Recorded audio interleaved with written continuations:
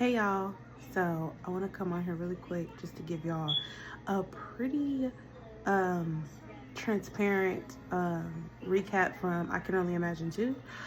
I'm gonna be blinking a lot because I don't have my glasses on because of the glare from my light. It's not meshing well, right? So I I don't have any glasses on. If you've seen I Can Only Imagine 1, then you're like already off to a great start. I Can Only Imagine 2 is, oh my goodness, so good. I mean, I went with my bestie girl, and before she got there, because I got there a little bit before her, before she got there, and it's literally just coming on. Like, it's like the movie is not even on yet, right? It's just starting. And immediately I start bawling. Like, my goodness. I'm like, Holy Spirit, I already feel you. Like, this movie's gonna be great because I'm already just there. I'm already there, right? And it was so great. She gave me a tissue. My tissue was tore up by the end. I was about to say she kept giving me a tissue. She only gave me one. But she did offer me another one because mine was raggedy. And we were just bawling. I don't, I don't want to speak for her because I don't know what was behind hers, but what was behind mine was like my own thoughts of being a mom, like being a mom, my faith, all the things, right? So let's just jump into it very quickly because they're just like a few points that I have, right? So the first one was so great because if you've seen I Can Only Imagine 1, you saw how detrimental his dad was to him. Like, emotionally, physical, all the abuse you could think of, his dad was to him. Towards the end of 1, they reconciled. He forgave his dad. His dad found Christ. And it was just such a beautiful ending. And his dad passed away from like pancreatic cancer. And then you roll into the second one. Right, well, on the first one, he's on this high. He writes this hit song. If you all know of the band Mercy Me, this is like based off a true story. So the I Can Only Imagine song he wrote, right? So great. So in this one, it's just like immediately you're like, oh, that's not the same Bart from the first one. That happy, giddy, we grow up, so it's like, I get it, right? You got to let children run around. No, wait, I'm getting too ahead of myself. So immediately, this is where I resonated. Their son was, his wife called him and was like, I can't wake our son. They rushed him to the emergency room. Come to find out, the boy has type 1 diabetes. He went into a diabetic coma. So the same night, there was another kiddo there who experienced the same thing, type 1 diabetic, slipped into a coma. Their son woke up and got to go home. He was in the elevator with the parents of the son who died, of the little boy who didn't make it. And from then on, like me, right, clenching onto this fear, clenching onto like, I have to do this now, I have to do that, sitting in anxiety and in uncertainty, and trying to prevent certain things from happening. And then that just became his life about his son. And like around a certain point, you could tell his son is probably like in his upper teens. And so it was just like he still was holding on to this, I have to keep him alive, right? Like, I have to do everything I can to keep him here. I have to stay on him. Just really sitting in fear. Just sitting in fear of his son dying. So that was one thing. And then he wasn't able to write another. So that's what resonated with me, was like, that's me. I've been working on sitting in anxiety, sitting in uncertainty. My my childhood trauma is pretty intense, and one thing that, not just one thing, but one crippling thing that I kind of take from childhood is anxiety, anxiousness, fear. I like to get ahead of problems. I don't like when they surprise me. So I sit in anxiousness all day, right? And then how are you living life? Because then that puts me on edge. That leaves me frustrated. That leaves me irritable. Because most of the time I am in my head trying to put out a fire that's not lit, trying to prepare for a disaster that's not coming. All the things, right? And so I resonated with Bart so much on that. It was like, my goodness, to see that outside of me and say, that looked like me, that's not like me, because I am working on that in therapy, like, quite a bit, you know? Hey. She had it. Let sister play with it. Did she play with it? Just please. Can you share? Okay, so listen, if you're going to take your walkie-talkie from sister, can you get her another toy? Get her a toy. Look, Bronx, listen, get sister a toy out of the bucket. Get her a toy. Find her one. Okay, now swap it. Give her that baby and you take your walkie-talkie. She going to put up 7. Say 7. Here, have it. 7. Okay, take it. Have it. Just take the walkie-talkie. She can't run that fast. Take it. Take the walkie-talkie. Yep, and say, here goes your baby. Give it a baby. Give it a baby. Don't let her take the You keep letting her get it, son. She look how little and slow she move. Get back to me. And she took you out. Lord. Okay. Yep. Get back to me. I'm gonna have to pause. Okay, that didn't get resolved. But anyway, I resonated with Bart on that so much. And I'm like, oh. Because at that point, he, like, the relationship with his son was becoming a little toxic. Go, move. Walk away from her. She'll find something else. Get up there and give it a baby. Okay, now walk away from her. And so then my second thing I resonated with him on is he was trying so hard not to be like his dad. Like, even for him, that meant like being stern. Like, you have to be stern as a parent, right? He tried, so he bit his tongue a lot. He held back a lot on things he shouldn't have, because type 1 diabetes is nothing to play about. It's like, I need you on the schedule. I need you to check it. I need you to do these things. And because he did not want to be like his dad, he ended up being like his dad anyway. And maybe not the exact same to the same extent, but the relationship was going to turn out the exact same, because his son started to resent him. His son started saying things like, I'm going to chase my dreams on my... Like, it was really, like, literally repeating itself anyway, because he was trying so hard not to be like his dad. And for me, that's something that my therapist pointed out to me maybe a month ago in therapy, where it's like, there's great attributes to my mom. However, there are also other things that I just don't like and don't want to be like. So I probably work very hard at not being those things, when I may not be those exact things, but it's still mimicking, right? And I'm so focused on not doing them that it ends up turning out that way anyway, you know?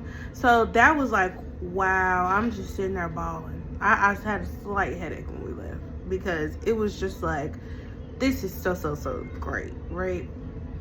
Anywho, and then for me, it was just so great, because you hear about people losing their eye for God. Every night, this band is singing about the goodness of God, the greatness of God, giving other people spiritual food, lifting them up, sending them home on on hope. And he empty. Like he's literally empty. He's literally not happy. He's literally not praying. At some point, he stopped believing that God is who he says he is, and God is going to do what he says he's going to do. He literally just stopped believing those things at some point. The very thing that brought him to it, and I was just like, wow.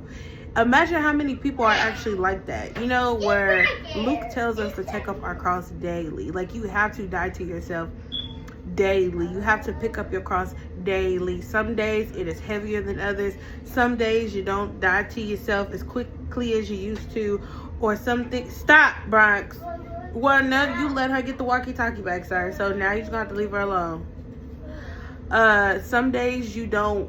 Some things you don't want to die to. Let's just be real and let's just be transparent, because sometimes some things feel good, some things feel comfortable, some things feel convenient. So you still have to die to those things. And it was just like, wow, while I have not lost my awe, I can see how my light had dimmed a little bit, where, you know, you wait a little bit longer to read when you woke up and you was just like on fire. And so you have to pay attention to those little things that start to seep in, because once you start to compromise on the small things, you won't notice them over time and over time. So I'm pushing reading my Bible time out to eventually I'll probably read it, you know, every couple of days, to not reading it at all, to, you know. And so it's just like, it's so important. It's so important to take up your cross. Like, we have to, because that we don't go against flesh and blood. We go against other things and just demonic things. So there's always some force, you know. And to get off my tangent a little bit, get off a topic.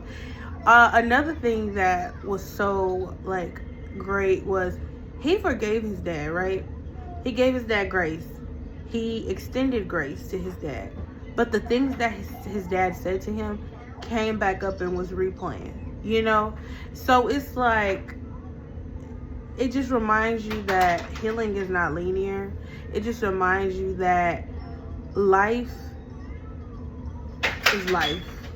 And every day, you got to be consistent, because he allowed those old thoughts to brew and just continuously become like rehearsed in his head, instead of casting down those thoughts. It is so important to cast down those thoughts. 2 Corinthians 10:5 tells us, cast down all imagination. Grab a hold of those thoughts, because once you let one go, and it's just like a cyclone, you know. And I'm hoping I'm using it right, because the song that came up in my head, yeah, let's take that. It's not good, you know. And so it was just like, there's so much. The movie was so great. And the mom, no, what was it? And this is why I'm not a man, so I'm not gonna say like men need this, men need that. But I do want to point out from that movie how vital and how important it is to have some type of mentorship,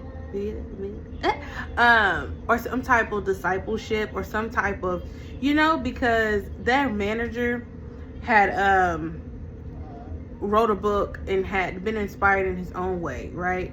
And he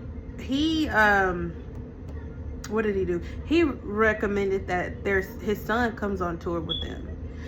And that probably was the best recommendation, because the way I say God's hand is traced all throughout that is so amazing.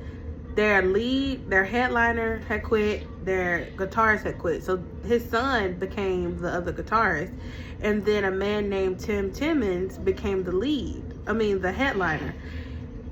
Immediately you can tell that God placed him right where he was supposed to be, because he picked up off of like probably what was going on, like discerning, like, because Bart wasn't friendly. He wasn't giving him the time of day. He was just very mean, very cold. And you're talking to somebody who's getting ready to go out here and sing about the greatness of God, the love of Jesus, and you walking around like that, yeah, you know. Okay. So go share with Bubba, please. This is real life, y'all. I'm parenting. 3 littles. Tim comes, and you can just tell he is like the bridge between the gap. The bridge between the gap of this father and this son. And it was just so beautiful. And you know how you have that, you can kind of predict where a movie is going. He comes on as the headliner. Then you have the lead. Like, Bart wasn't giving him no time of day. He was kind of like rude or push offish and all the things. And you know why Bible tells us not to compare, you know, because he's like, you don't know what I'm going through. You don't know what I've been through. You don't know this and this and this. You just never know the burden somebody's carrying, because Tim comes out and says, I have cancer. I have cancer. I have inoperable cancer. My wife just found out she was pregnant. You know, like I got stage 4 cancer. Like, you know, and immediately it's just like, I hear my bestie girl over here sniffling. I'm like, get the keys. I can't take it. Get the keys. Get the keys. Get the keys. Get the keys. So while he's struggling to write another song, Tim hands him this CD and says, this is the song that I've been working on. If you don't like it, trash it. If you like it, add to it. Do what you think. Tim ends up getting sick, can't finish the tour, can't finish the song. Even if by Mercy Me. Even if by Mercy Me. And to pause that really quick, the song It Is Well, I love that song. It Is Well With My Soul. I love the version by Tori Kelly. And I've always sang it, right? Sometimes we sing songs that we don't understand, that I didn't do my research. It's just a beautiful song, right? He went into the origin of that song. And my goodness, the man who wrote this song had invested all his money in real estate in Chicago. Chicago fires happened and burned down everything he just bought.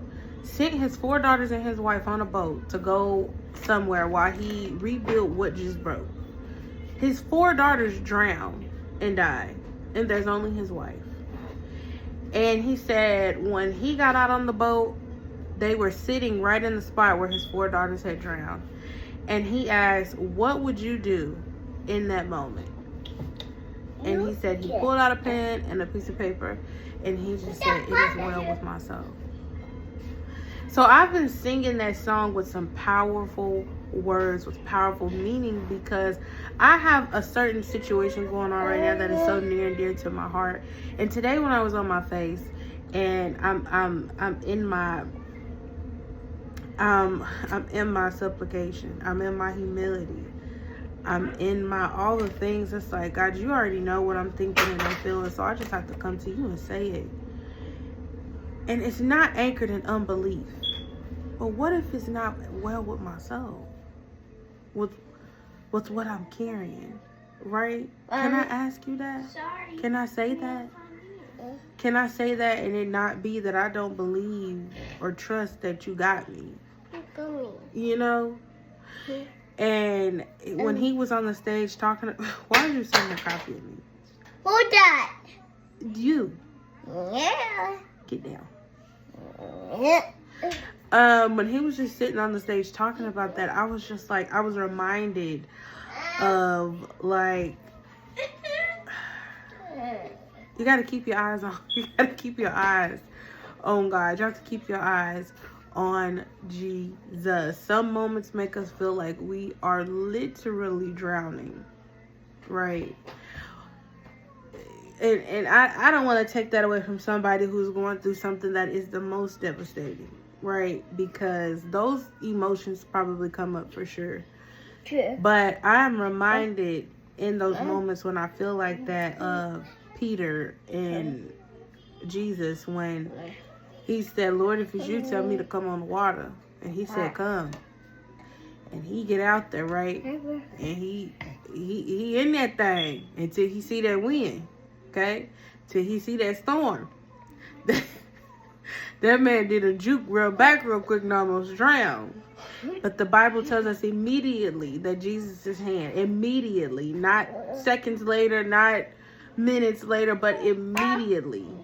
That's like 0 seconds, right? Immediately, Jesus reaches out his hand And so I like to think that that visual is when we're reaching to, when we feel like we're drowning, right?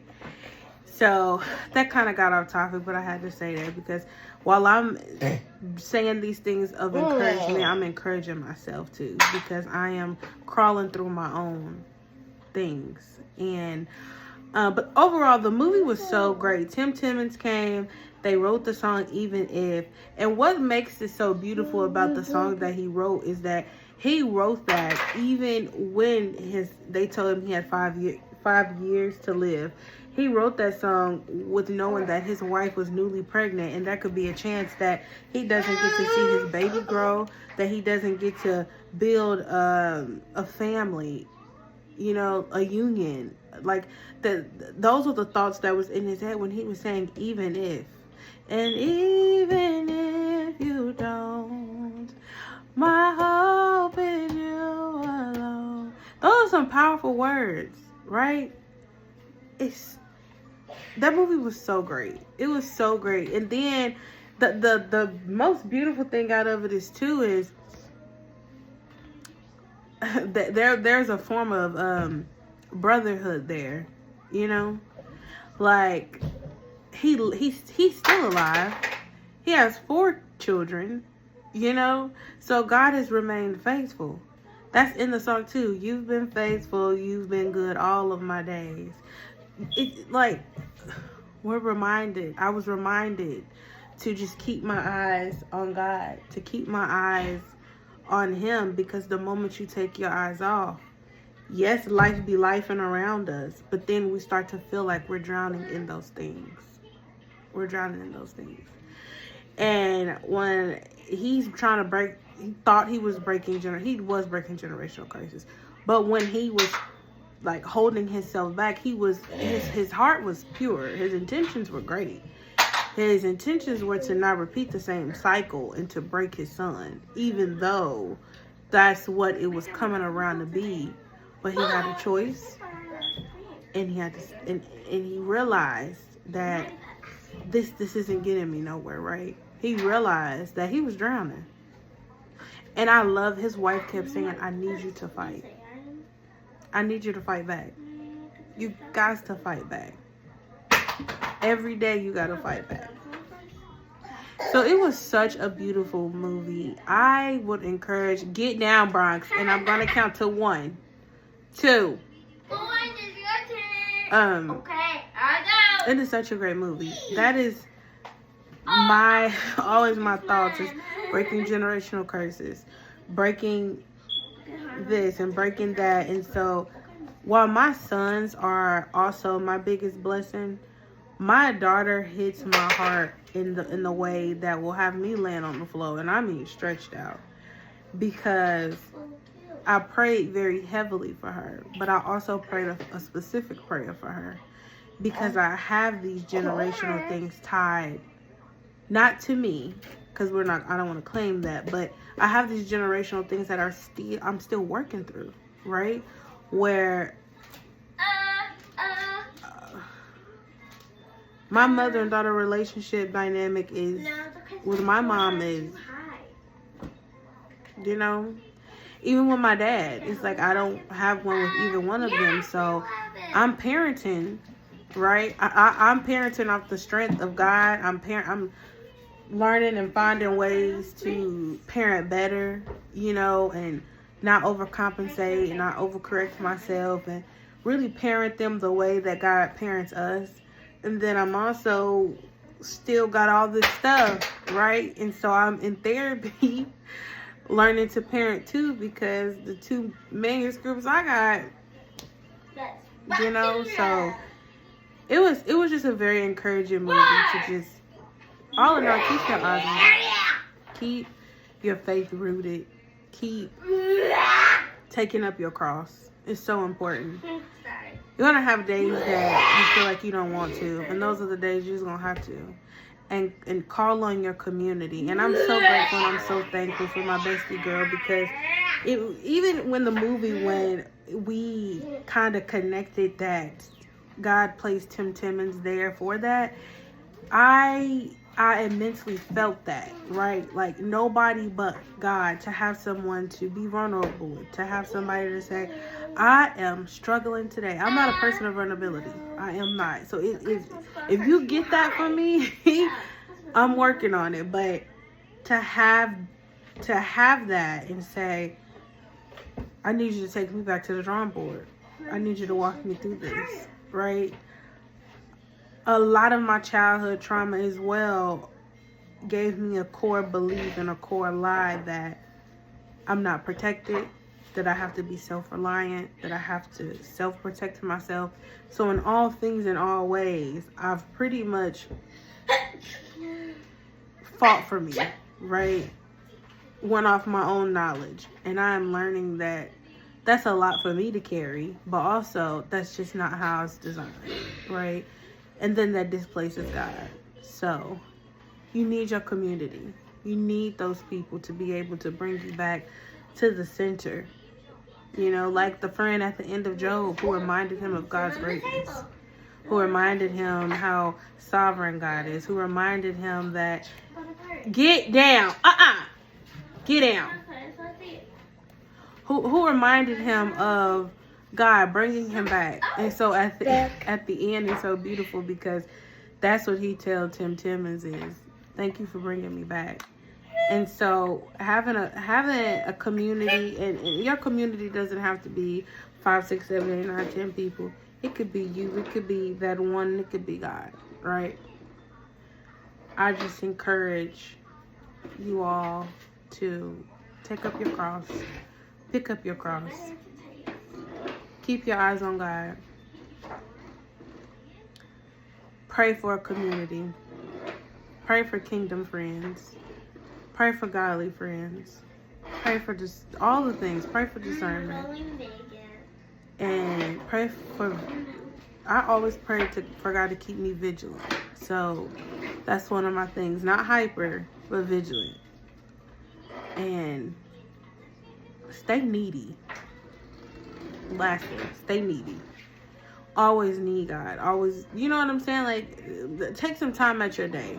You don't have to sit and pull out your pencils and your markers and your highlighters and all the things on your way to the grocery store, on your way to the bathroom, in the bathroom, while you're washing dishes.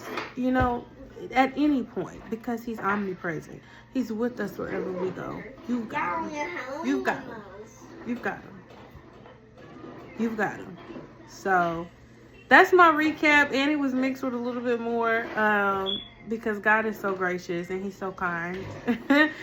And I'm just so grateful to have experienced that movie with one of God's daughters. So I'm going to end it there, but I do encourage y'all to watch the movie. It's so great. I want to go watch it again. Okay. And what a matinee go from $4 to $7. Anyway, that's another thing. But anyway, ciao for now, y'all.